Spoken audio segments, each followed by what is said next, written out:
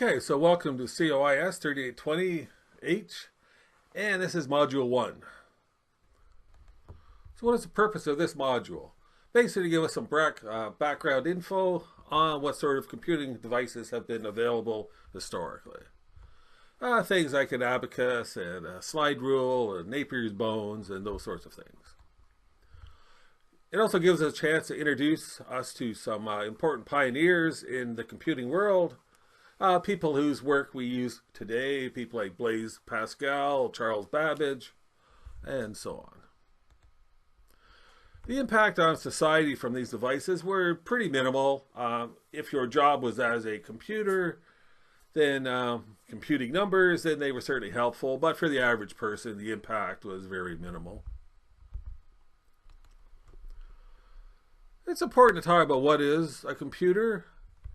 Computers originally were people who just computed numbers. My first real-world job was as a computer. I would compute the standard costs for making pieces of furniture.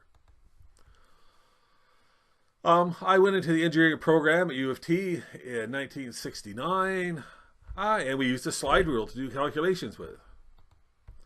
There wasn't even a computer science department yet. There was a computer engineering faculty deal with how to build computers, but no computer science.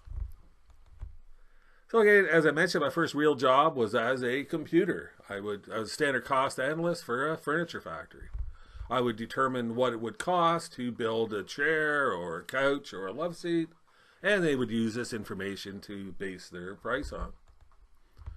And what I had on top of my desk was certainly not a computer. I had a desktop mechanical calculator with a print spool, very much like the one shown. Then the company purchased a mainframe computer. I started gravitating over to writing programs on the computer to calculate the cost.